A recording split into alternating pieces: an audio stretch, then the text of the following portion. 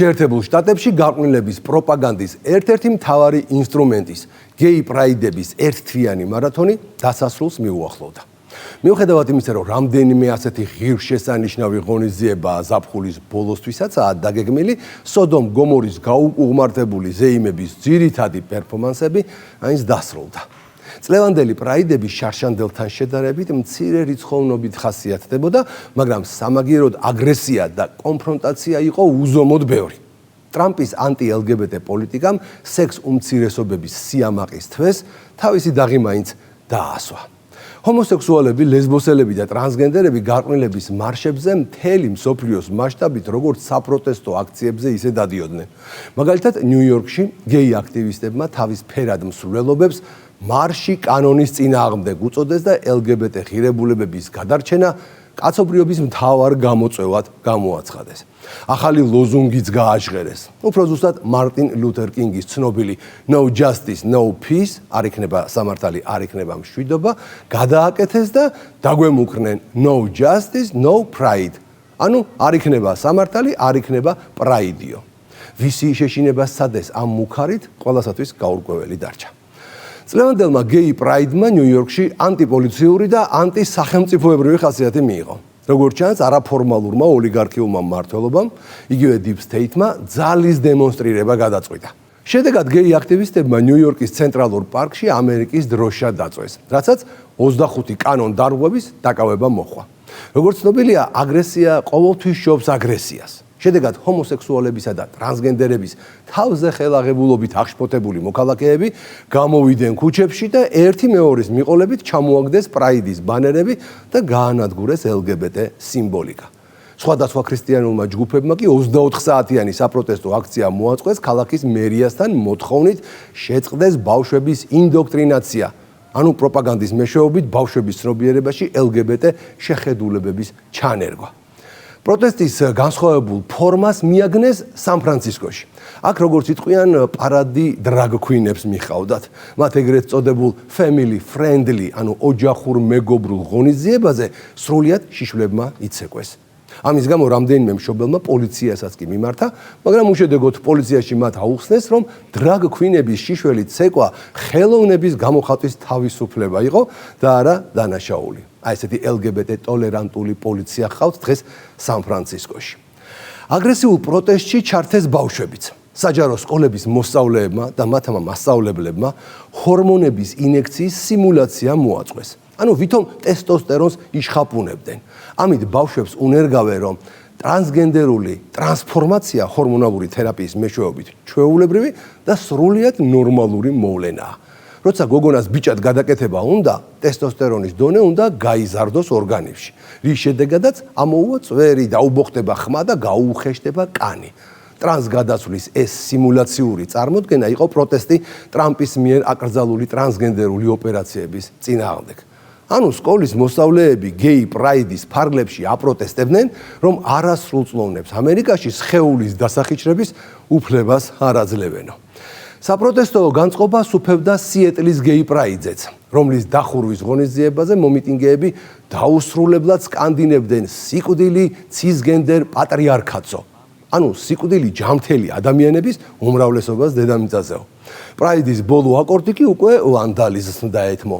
აქტივისტები ბანკების შენობებს და კაფეებს დაერივნენ და ერთი ფანჯარა არ დატოვეს მთელი. ვინც გადარჩა, ყველან მუშაობა შეაჩერა და ობიექტები დახურა. ეკონომიკურმა ზარალმა საერთო ჯამში 2,5 მილიონი დოლარი შეადგინა. ამერიკაში LGBT პირებისთვის 2025 წლის ეგრეთ წოდებული სიამაყის თვე, რომელსაც მთელი ივნისის განმავლობაში აღნიშნავენ ხოლმე, ისეთი აღარ აღმოჩნდა, როგორცაც მოელოდნენ. წელს ივნისში ამერიკაში ერთნაირ სქესიანთა ქორწინების დაკანონებას 10 წელი შეუსრულდა, რომელიც არაფორმალური ოლიგარქიული მმართველობის იგივე Deep State-ის მოთხოვნით მაშინდელმა ადმინისტრაციამ მიიღო. ასევე საერთაშორისო მასშტაბის LGBT ღონისძიება სახელწოდებით მსოფლიო პრაიდი აშშ-ს დედაქალაქში, ვაშინგტონში გაიმართა. მოკლედ, ბევრი ისეთი რამ დაემთხვა წლევანდელ ეგრეთ წოდებულ სიამაყის თვეს, რომ წინა ბაიდენის ადმინისტრაციის პირობებში დიდი ალბათობით სოდომ გომორის მომსწრეები გავხდებოდით ამერიკის შეერთებული შტატების ქუჩებში. მართალია, არც ტრამპის დროს ჩაიარა ყველაფერმა მთლად გარყვნილების გარეშე, მაგრამ LGBT ლობისტებს მოკრძალებული ღონისძიებები გამოუვიდათ წინა წლებთან შედარებით. თუმცა ამით არ იცვლება მთავარი. პრაიდზე მაქსიმალურად ცდილობენ ახალგაზრდებს თავგზააუბნიონ და გონება LGBT გარყვნილებით მოუწამლონ. ყველაფერი ლამაზ ფერებში და მიმზიდველად წარმოაჩინონ. ის კულტურულად და პოლიტიკურად მნიშვნელოვანი ღონისძიებაა არაფორმალური ოლიგარქიული მმართველობის, იგივე Deep State-ის დაქვემდებარებაში მყოფი LGBT ლობისტებისთვის, რადგან აერთიანებს პრაიდ აღლუმებს, კონფერენციებს, ხელოვნებისა და კულტურის ღონისძიებებს, კონცერტებსა და LGBT აქტივობებს მთელი მსოფლიოდან. მთელი ივნისის განმავლობაში აშშ-ის დედაქალაქში უამრავი LGBT აქცია, სემინარი, წვეულება და შემდგომი ღონისძიება იყო დაგეგმილი. საერთაშორისო ღონისძიება ჩვეულებრივ მილიონზე მეტ სტუმარს იზიდავს მთელი მსოფლიოდან, თუმცა წელს მას LGBT მყარებლებში დაძაბულობა ახლდა თან, რაც შტატებში LGBT პოლიტიკის ცვლილებებით იყო განპირობებული. საერთაშორისო LGBT ორგანიზაციამ Eagle Canada და აფრიკის ადამიანის უფლებათა კოალიციამ აშშ-ში მოგზაურობისა და მსოფლიო პრაიდში მონაწილეობის მსურველთათვის თავშეკავების რეკომენდაცია გასცეს. ბევრმა საერთაშორისო სტუმარმაც განაცხადა, რომ წლევანდელ პრაიდზე ჩასვლას არ აპირებდა. ზოგი ამბობდა, რომ შიშის გამო, ნაწილმა კი ტრამპის პოლიტიკას ბოიკოტი ასეთი ფორმით გამოუცხადა. არიან ისეთი LGBT პირებიც, რომლებიც პირიქით ტრანსებს, ლესბებს, გეებს თუ სხვა თემის წარმომადგენლებს აშშ-ის დედაქალაქში მობილიზაციისკენ მოუწოდებდნენ და აცხადებდნენ, რომ მთავრობასთან დაპირისპირება სწორედ LGBT საზოგადოების ამაყი ისტორიის ნაწილია. ეს ყველაფერი უკვე გამოგვიცდია, მზის ქვეშ არაფერია ახალი. თქვა ვაშინგტონის საბჭოს წევრმა ზაქარი პარკერმა, რომელიც რა თქმა უნდა თავადაც LGBT თემის წევრია. შედარებისთვის წინა 2023 წლის მსოფლიო პრაიდზე, რომელიც სიდნეიში გაიმართა, LGBT ორგანიზაციების შეფასებით მილიონზე მეტი ვიზიტორი ჩავიდა. 2025 წელს აშშ-ში პრაიდის თვე კორპორატიული მხარდაჭერისა და მონაწილეების მნიშვნელოვანი შემცირებით აღინიშნა. ორგანიზატორები თავდაპირველად ელოდნენ 3 მილიონ ვიზიტორს. თუმცა საბოლოოდ მხოლოდ რამდენიმე ასეული ათასი ადამიანი ჩაერთო ღონისძიებებში. ბევრი უცხოელი სტუმარი კი აშშ-ში საერთოდ არ გაემგზავრა. LGBT ორგანიზაციებისთვის წელს ერთ-ერთი სერიოზული გამოწვევა სპონსორების დაკარგვაც გახდა. ამერიკულმა კომპანიებმა პრაიდის მხარდაჭერისგან გარკვეული დისტანცირება მოახდინეს, რაც ზოგადად ეგრეთ წოდებული თანასწორობის, მრავალფეროვნებისა და ინკლუზიურობის მიმართ საზოგადოებრივი განწყობის ცვლილებას ყველაზე ნათლად ასახავს. ჯანსაღ საზოგადოებას, რომელიც რეალურად უმრავლესობას წარმოადგენს, არ სურს LGBT პროპაგანდას შეეგუოს. New York City Pride-ის წარმომადგენლებმა განაცხადეს, რომ სპონსორების დაახლოებით 20%-მა უარი თქვა ან შეამცირა მათი ფინანსური მხარდაჭერა. მათ შორის იყვნენ Pepsi და Nissan, ასევე Mastercard და კიდევ ბევრი ცნობილი კომპანია. სან-ფრანცისკოს Pride-ის ორგანიზატორების თქმით კი მათ მხარი არ დაუჭირა 5-მა უმსხვილესმა სპონსორმა, რომლებიც წინა წლებში ამაყად აფინანსებდნენ მათ LGBT მსვლელობებს. პრაიდის ღონისძიებების დაფინანსებაზე უარის თქმა დიდწილად განპირობებული იყო ტრამპის ადმინისტრაციის პოლიტიკური გადაწყვეტილებებით, რომელიც მიზნად ისახავდა DEI, ანუ მრავალფეროვნების, თანასწორობის და ინკლუზიურობის ინიციატივების გაუქმებას და გადამეტებული LGBT უფლებების დარეგულირებას. ცხადია, ამ ფაქტმა LGBT საზოგადოებაში აგრესია გამოიწვია. ყველაზე ხმაურიან მოვლენებს შორის აღმოჩნდა ინციდენტები, სადაც პრაიდის რამდენიმე მონაწილემ საჯაროდ დაწვა ამერიკის დროშა. ეს იყო თითქოს პროტესტის ფორმა ქვეყანაში არსებული LGBT პოლიტიკის წინააღმდეგ. სახელმწიფო დროშები დაწვეს რამდენიმე ქალაქში, მათ შორის ნიუ-იორკშიც. ღონისძიების ზოგიერთი მონაწილის განცხადებით, ეს იყო პასუხი ტრანსგენდერი ადამიანების წინააღმდეგ მიღებულ კანონებზე. ასევე ფედერალური დაფინანსების შემცირებაზე LGBT სფეროში. ამ ქმედების გამართლება LGBT პირებმა სცადეს და თქვეს, რომ საკუთარი ქვეყნის დროშის დაწვა აღლუმზე მხოლოდ სიმბოლური წინააღმდეგობის გამოხატულება იყო სისტემის მიმართ. ყველა სხვა დანარჩენი ნორმალური ადამიანისთვის კი მკვეთრი და უადგილო ნაბიჯი, რომელიც ეწინააღმდეგება ამერიკულ ფასეულობებს. თუმცა LGBT აქტივისტების ნაწილი მაინც ჯიუტად იმეორებდა, რომ ამერიკული ღირებულებების სწორედ გამოხატვის თავისუფლებას ეფუძნება და ის, რაც ვინმესთვის შეურაცხმყოფელია, სხვებისთვის პროტესტის ფორმაა. ანუ საკუთარი ქვეყნის დროშის დაწვა LGBT პირებისთვის და მათი მხარდამჭერებისთვის გამოხატვის თავისუფლებაა. რესპუბლიკელმა სენატორმა ჯოშ ჰოულიმ განაცხადა, როცა შენი პროტესტი ეროვნული სიმბოლოს დაწვა, შენ არ ცდილობ თანასწორობას, შენ ებრძვი იდეას, რაც ამერიკაა. ამ სპექტაკლებით Deep State-ის მართული LGBT ლობისტები ცდილობენ ყველაფერი ტრადიციული შეაძულონ ახალგაზრდებს და ჯერჯერობით გამოსდით კიდეც.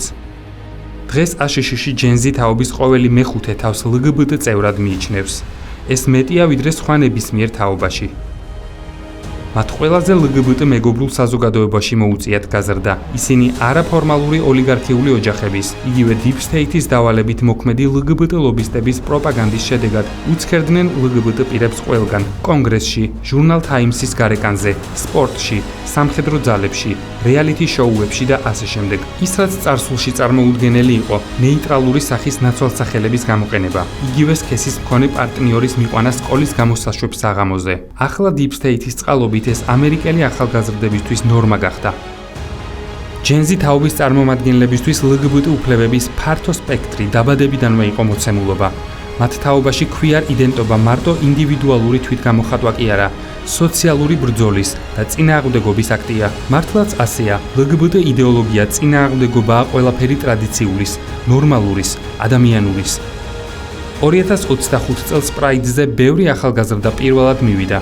მათთვის ერთნაირ სქესიანთა ქორწინება, სუროგაცია, ტრანს იდენტობა, ყველაფერი ჩვეულებრივი ამბავი იყო. თუმცა ახლა როცა პოლიტიკური გარემო მკვეთრად იცვლება, გაჩნდა იმედიც, რომ ახალგაზრდებს, რომლებსაც გონება არაფორმალური ოლიგარქიული მმართველობის, იგივე Deep State-ის მარიონეტი, ლგბტ ორგანიზაციების მიერ ჰქონდათ დაბინძურებული, დაიწყონ გარჩევა პროპაგანდისა და რეალობის, შავისა და თეთრის. თუმცა ამისთვის არაფორმალური ოლიგარქიული მმართველობის, იგივე Deep State-ის წინააღმდეგ მუდმივი ბრძოლაა საჭირო. წლევანდელმა ეგრეთ წოდებულმა სიამაყის თვემ თავისი საპროტესტო გეი პრაიდებით, გარყვნილების მარშებით და გაუკუღმართებული აზროვნების პროპაგანდით კიდევ ერთხელ დაადასტურა, რომ გეი პრაიდებს არაფერი აქვთ საერთო თანასწორობასთან და მით უმეტეს სიყვარულის დღესასწაულთან. ესა აგრესიული იდეოლოგიური კამპანია, რომელიც გათვლილია ადამიანების, უპირველესად კი ბავშვების გონების გარყვნასა და მოწამვლაზე. ესა უკიდურესი აგრესიული ლიბერალიზმის იდეოლოგია, რომელსაც მრავალ მილიარდიანი დაფინანსებით ამკვიდრებს არაფორმალური ოლიგარქიული მმართველობა, ანუ Deep State, და რომელიც ძირითადად ტრადიციული ღირებულებების განადგურებას ცდილობს. არდა კაცობრიობის ისტორია გვასწავლის, რომ ყველა იმ ცივილიზაციამ, რომელმაც ჯანსაღ ტრადიციულ ცხოვრების წესზე თქვა ვარი და სექსუალურ ანარქიას მიემხრო, დაღმასვლა დაიწყო და ბოლოს გადაშენდათ კიდეც. ამის საუკეთესო მაგალითებია ძველი საბერძნეთი და რომის იმპერია, სადაც ჰომოსექსუალური ურთიერთობები და პედერასტია ჩვეულებრივ ნორმად იყო დამკვიდრებული. როგორც ხედავთ, დღევანდელი დასავლეთიც, რომელსაც ისტორიამ ვერაფერი ასწავლა, დიდი შემართებით მიექანება იგივე უფსრულისკენ. კვირაში 4-ჯერ ყოველ საღამოს 10 საათზე ყურადღებით დააკვირდით ლიბერალიზმის ანატომიას. ვისაც ასე ეჩქარება უფსრულისკენ, თავის საქმესაც თვითონ იციან. მათ კი ვისაც საკუთარი ქვეყნისათვის ბედნიერი მომავალი უნდა, ნათელია, რომ გეი პრაიდი და გარყვნილების მარშები არის არა თავისუფლების სიმბოლო, არამედ ცივილიზაციური თვითმკვლელობის მანიფესტი. მის წინააღმდეგ ბრძოლა კი არის არა სიძულვილი, რასაც ლიბერასტები გვიმტკიცებენ, არამედ ყველაზე კეთილშობილური საქმე, რასაც ჩვენი შვილების მომავალზე ზრუნვა ჰქვია. თავარი ამაში ეჭვი არასდროს შეგვეპაროს. დროებით.